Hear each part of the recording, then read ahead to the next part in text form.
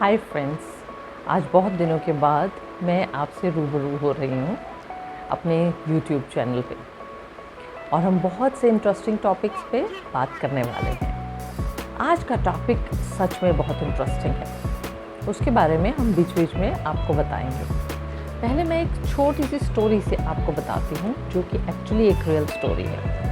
एक एसेइस्ट जो कि कहानीकार हैं, ट्रेडर हैं, मिस्टर तालिब, उन्हें बहुत टाइम से उनका वेट बहुत तंग कर रहा था, तो उन्होंने सोचा क्यों ना इसके बारे में कुछ किया जाए। उन्होंने स्पोर्ट्समैन को देखा, सोचा स्पोर्ट्स ज्वाइन करें, बट लगा नहीं, ये मेरे टाइप की चीज़ नहीं है। उसके बाद उन्होंने जिम में मसल ट्रेनर्स को देखा, सोचा इसको ट्राई करें, फिर कहा नहीं, इसमें बहुत मेहनत है, इसमें मज़ा नहीं आएगा।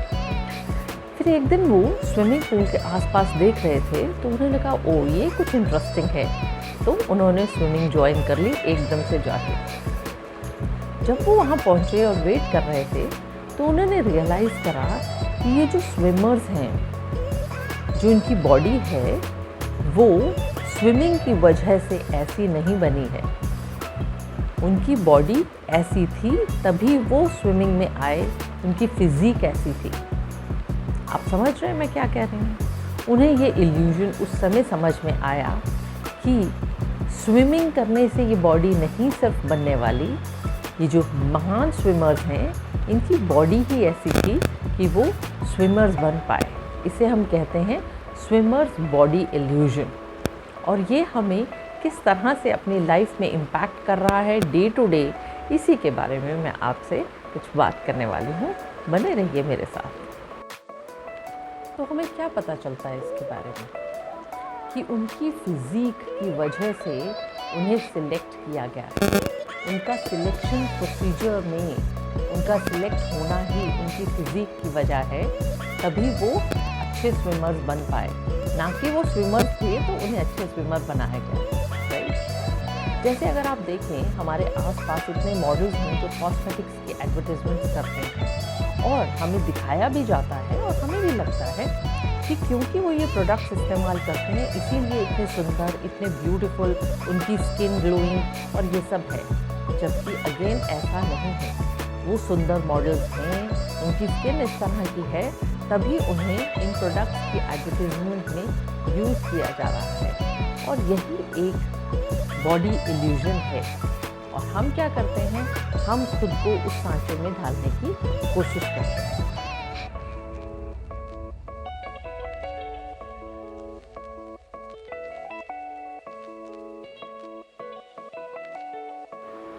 तो इसी तरह से जैसे स्विमर की बॉडी उनका एक सिलेक्शन प्रोसेस के लिए ज़रूरी थी, एक रिज़ल्ट नहीं था, उसी तरह से जो ये मॉडल्स हैं, सुंदर हैं, उनका सिलेक्शन एक प्रोसेस में हुआ है और वो एंड रिज़ल्ट नहीं है। ये हमें बहुत ज़रूरी समझने की है। इसी को स्विमर्स बॉडी इल्यूजन कहा जाता है, इस कॉन्सेप्ट को। इसी के बारे में हम बहुत मज़ेदार बातें करने वाले हैं। अब अगर हम देखें इस चीज़ को कि जब भी हम इस चीज़ में जाते हैं जिसको हम कहते हैं कि इस इल्यूजन में, यानी कि सिलेक्शन का प्रोसेस, हम सोचते हैं कि वही एक रिज़ल्ट है, तभी हम इन चीज़ों के प्रोडक्ट्स की एड्स में या इस मार्केटिंग को हम बढ़ावा दे रहे हैं। हम ही एज कंज्यूमर सोचते हैं कि इस शैम्पू को लगाने से हमारे बाल एकदम बेस्ट हो जाएंगे, इस सोप को लगाने से शायद हमारी स्किन बेटर हो जाएगी, जबकि ऐसा नहीं है। हम सबको मालूम है कि सिर्फ एक 0.10%, 5 to 10% जो है हमें इम्पैक्ट करता है, उससे ज़्यादा बिल्कुल भी नहीं। जैसे कि आप देखें, बहुत से लोग हार्वर्ड यूनिवर्सिटी में पढ़ने जाते हैं, बड़े बड़े अच्छे लोग टॉप यूनिवर्सिटीज़ में। इसका मतलब है कि क्या हाईली सक्सेसफुल लोग जो हैं वो यहाँ पढ़ते हैं, so they are all because of that university? We don't know actually. या हम ये भी मान सकते हैं कि ऐसे लोग जो एक्चुअली पहले से उस लेवल के इंटेलिजेंट हैं, वही इन यूनिवर्सिटीज़ में सेलेक्ट किए जाते हैं और उसी प्रोसेस में वो और ज़्यादा रिफाइंड हो जाते हैं, और जब एंड प्रोडक्ट आता है, जो रिज़ल्ट होता है, वो इस तरह से दिखाई देता है कि इन्हीं टॉप यूनिवर्सिटीज़ की वजह से ये कैंडिडेट्स आए हैं और रिज़ल्ट यही है, जबकि वो उन्हीं कैंडिडेट्स को सिलेक्ट करते हैं जो कि उनकी यूनिवर्सिटी से मैच करते हैं और एंड रिजल्ट हमें दिखता है again what is it, swimmers body. जब भी मैं कुछ लोगों को जो हमेशा खुश रहते हैं उसका राज पूछती हूँ तो उनका कहना होता है ये तो आपके ऊपर है, आप किस तरह से दिखते हैं, आधा ग्लास फिल है या आधा ग्लास खाली है। इसका मतलब वो हमेशा हर चीज़ में पॉजिटिविटी ढूंढते रहते हैं और वो ये नहीं जानते कि वो पैदा ही हमेशा खुश हुए हैं। We all are born happy to be. ये हमारे ऊपर है आगे जाकर हम अपनी लाइफ को कितना सिंप्लीफाई या कॉम्प्लिकेटेड कर देते हैं धीरे धीरे।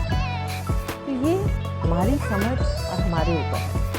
जैसा कि कहा गया है विदाउट रियलाइजिंग, जैसे एक गिलबर्ट कहते हैं कि पर्सनालिटी ट्रेट जो है वो हमारे अंदर है। हम अगर खुश पैदा हुए हैं तो हम हर चीज़ में खुशी ढूंढ लेंगे, ये समझने की बात है। और ये एक रिसर्च भी कहती है कि खुश रहने की कोशिश करना एकदम गलत है, जैसा कि लंबे होने की या अपने आप को गोरा रखने की कोशिश करना, क्योंकि ये हमारा इनबॉर्न ट्रेट है। उसी तरह से हैप्पी रहना या न रहना भी हमारा एक इनबॉर्न ट्रेट है।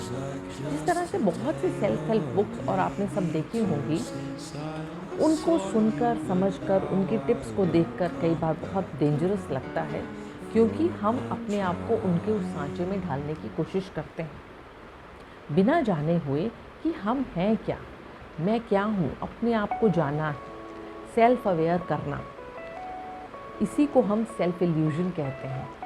हम दूसरे को देखकर अपने आप को उसमें ढालने की कोशिश करते हैं बिना जाने हुए कि मेरा अक्स क्या है। सो अपने आप को मिरर में देखिए, अपने आप की उस यूनिक चीज़ को पहचानिए कि आप क्या हैं, आपकी यूनिक स्पेशलिटी क्या है, जिसको मार्केटिंग शब्दों में कहते हैं यूएसपी, यूनिक सेलिंग प्रपोजिशन आपकी क्या है, उसको पहचानिए।